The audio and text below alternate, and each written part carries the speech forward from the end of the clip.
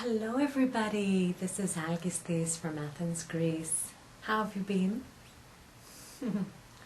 Okay, let's get right into our topic today. It's a fun topic. It has to do with sex, and it's about role-playing in sex, and meaningful sex, and just generally opens the question of sex in general.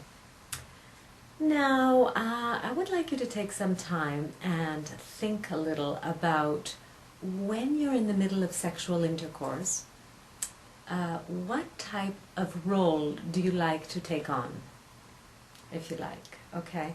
Think about that for a while. I mean, what is your fantasy, basically?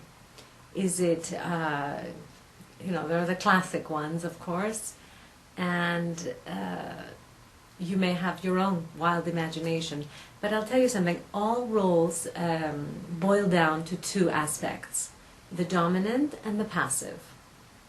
And what I want you to do is take some time and see, are most of your fantasies where you are dominant, or are most of your fantasies where you're passive? Okay, I want you to think about that for a while. What are your classic roles that you like thinking about, fantasizing about, and also when you're in bed with somebody, what is your fantasy?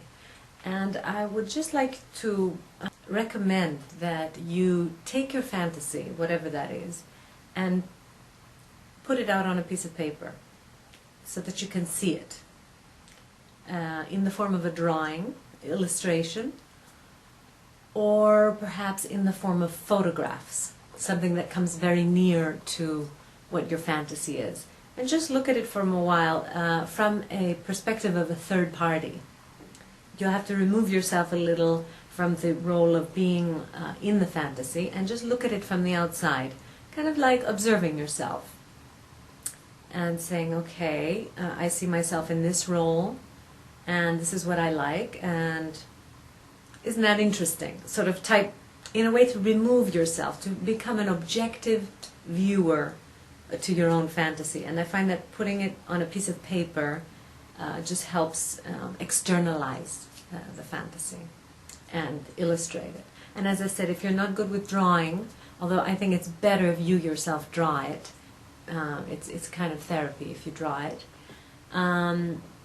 Find it in paintings or pictures that best demonstrate it, and just look at yourself outside the fantasy and inside the fantasy. Look at it from an objective point of view.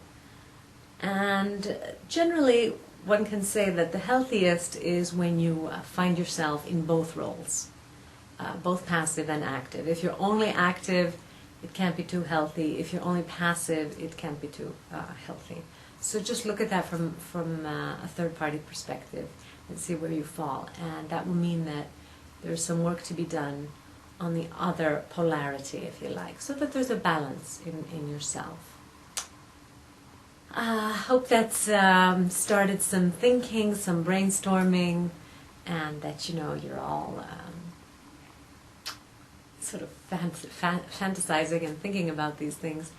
And just write them down, take them out, so that you can look at yourself from the outside. It's very important, okay? And, playtime is good, role play is good. Kids do it, they dress up as things. They dress up as Spider-Man, they dress up as Catwoman, they dress up as Superman, Wonder Woman, whatever. And that's fine, we're just adult kids too. So role-playing is just another form of adult games. About fantasy, which is very, very healthy. It's just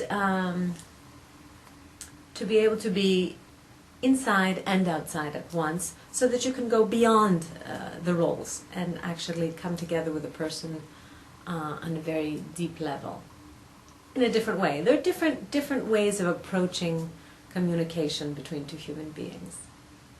So I hope that's been inspiring for you. I'm expecting some funny people to put some funny comments below, but that's okay. I have humor about these things. Looking forward to your comments. Goodbye. Thanks very much.